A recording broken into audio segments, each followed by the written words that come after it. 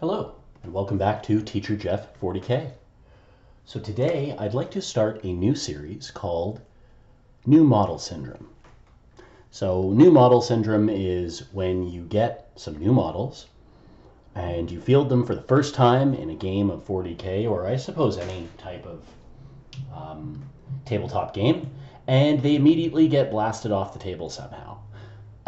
That's not really what I'm going to be talking about. So what I want to do is, when I get new models, which should be pretty frequently, I'm not going to be doing it a heck of a lot, mostly because I'm trying to save money, or I don't feel like paying high prices to just get new models for the sake of getting new models. I want to buy them with the intent of using them for a certain purpose in my army. So what I've got here, something I've been looking towards getting for a while, but I haven't really been willing to pay the point cost or the actual monetary cost. But I managed to pick these guys up for a few reasons. So number one, in Chapter Approved 2018, Assault Terminators went down a few points per model. So that was one of the things that coaxed me into it. Number two was the fact that I managed to find a squad equipped exactly how I wanted them to be equipped that was used. So I didn't have to pay the full price. So in Canada, the full price for a squad of 5 Assault Terminators is $60, which I couldn't justify for 5 models. I still can't. It's so much. I realize you get extra parts and the builds look nicer, yada, yada, yada. It's really, really expensive. And I don't want to do that. It's the same reason I have never bought Stern Guard veteran kits or a variety of the other kits, and don't even get me started on Primaris characters or a lot of the newer stuff. Anyhow, I managed to find these guys at about 40% of the cost, which was great, and they were equipped exactly how I wanted them. I wanted a squad of 5 Assault Terminators, all of them with lightning claws. And the cool thing is they were relatively unpainted. So this is sort of eventually what they will end up looking like. I've got them here. Let's see if you can see that properly. Yeah, you should be able to. So I've got them here with my sort of neon colors. The off color I've got, of course, is the dark green. I've got some black. And then the claws are going to be this bright blue with a little bit of white on them. So I've got that down pat. So I've got these guys like this.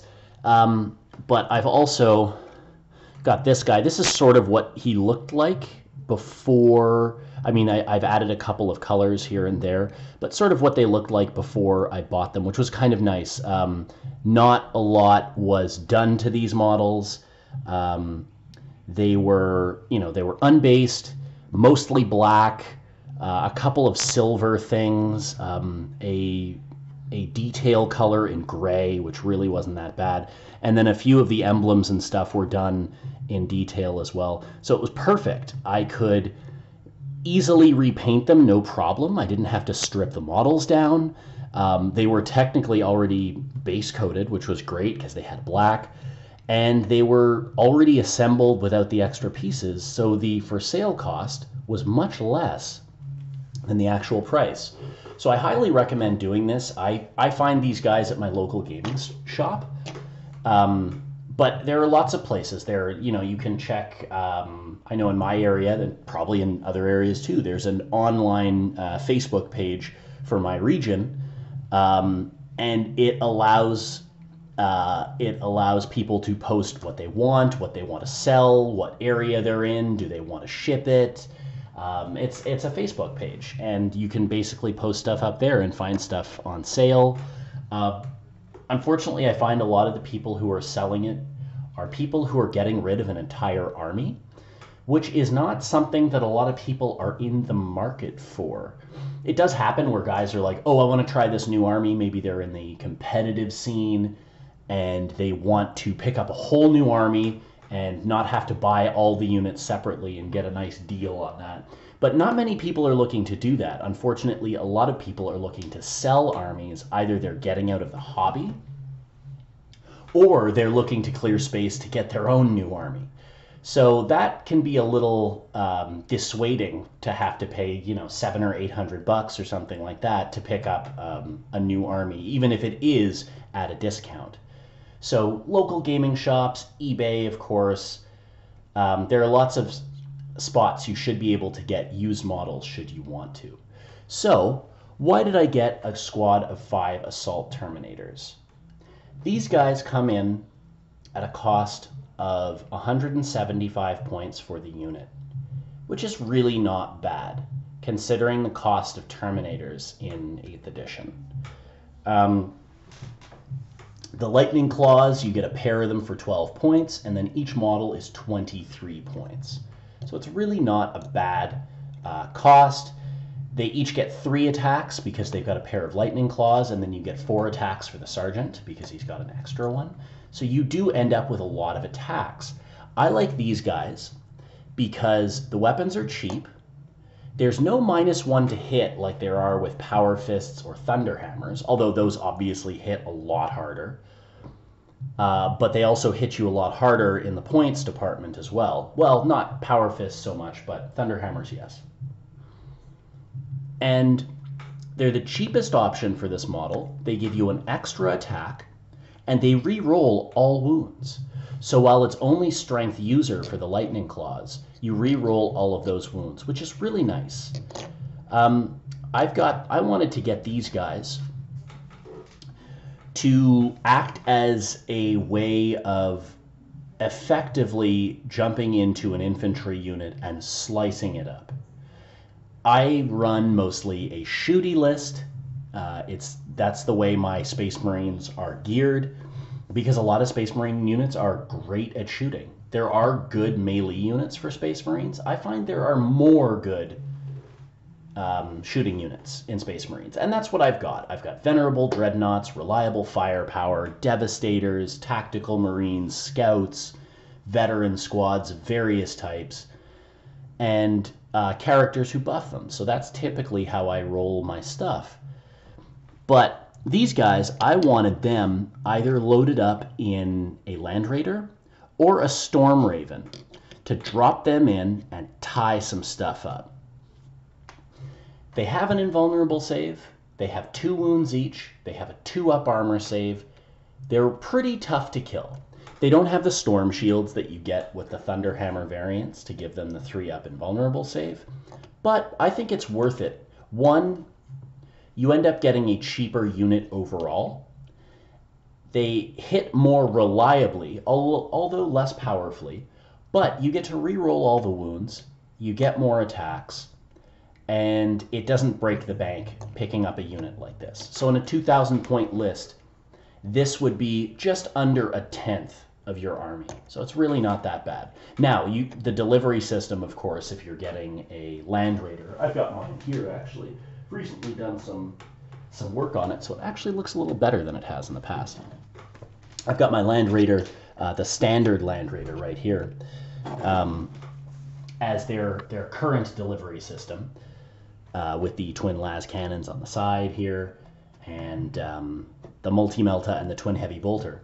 So you can deliver them in something like this, or you could use a Storm Raven. Now that costs you points, but in their own right, they're damaging units as well. You're not just paying for a transport, you're paying for 4 las cannons, a twin heavy bolter, a multi-melta that can move and shoot without the firing penalty, and a very, very sturdy box that your opponent will have to dedicate a lot of firepower to kill. It's a big model, so it's going to attract a lot of firepower, but again, toughness 8, 2-up armor save, 16 wounds. It's going to be hard to chew through. So this is an effective, useful delivery system for a squad of Terminators. I mean, I'm not telling you anything new by saying that. The Land Raider has, for editions and editions past, been the delivery system for Terminators. I prefer not to deep strike these Terminators, just because you'd have to get a 9-inch charge. And you've got a squad of Terminators that only have close combat weapons. What if they don't make the charge? It's not it's not that reliable. I mean, you could roll up the charge, you could try to do a re-roll and use a command point, and you could still I want to say very reliably fail. There's a high chance that you will fail the charge. So it's really not worth it deep striking these guys onto the table to try and assault something. In my opinion, anyways. I also don't play as, say, Black Templars, for example. I don't play with those chapter tactics where you get to re-roll charges. That would be a different story, but I usually play as Salamanders or occasionally Raven Guard or even Iron Hands. So I find unless you've got some way of getting these guys in more reliably in combat with a 9-inch charge, I would avoid putting them in deep strike. Another thing too is that if you have that Land Raider and you put them inside the Land Raider, that is 1 drop instead of 2. So instead of deploying your Land Raider and then deploying these guys in deep strike as 2 separate drops during deployment, it's only 1 with these guys in the Land Raider, which allows you to deploy faster and get a higher chance of getting the first turn, which is always good. And as a Space Marine player, typically your units are smaller but a higher point cost. So you do already, over a few armies, get a sort of push in that direction of being able to deploy first. So what I mean is you're more likely to have fewer units in your army than your opponent. But that's not necessarily true all the time. You may play at a gaming store where everyone plays Space Marines or Chaos or something. And man, if you're going up against Custodes, he's going to deploy first. So anyhow, I took these guys for a few reasons. I wanted to make sure, the stars had aligned. I managed to get it for sale. The point cost had gone down. I found the cheapest option. I found it exactly the way I had wanted to do the load out the squad. It was relatively unpainted, so it was an easy fix for me to just paint over some stuff or redo some black and then add my colors as I saw fit. And it was something I was looking for in my army. I was looking for something that could reasonably do some cheap-ish melee combat. I've got a couple of other units. I have some Vanguard veterans, which are good, which are pretty good. And I've got some Assault Marines, which I almost never use, unfortunately. I love jump packs. I love the idea of jump packs. They're just not that great. They did see a point reduction of, I think, 1 point in chapter approved, so not enough. And I don't know, I'm not necessarily saying they should go down or anything, but they don't do it for me. I always end up picking other things in my army. I wouldn't pick a squad of Assault Marines versus, say, I don't know, a squad of Scout Bikes, for example. Something with some reliable shooting that ends up being cheaper and allows me to dispense points more throughout the rest of my army. So anyhow, I wanted to put these guys together. I've used them in a couple of games so far. And as I showed in my video about Terminators, this is the loadout I would pick if I did end up using Terminators, and I am going to use them. I did use them. They worked really well. I stuck them in a Land Raider. The Land Raider got targeted hard but not quite killed, and these guys were able to pop out and shred some stuff. It was a lot of fun.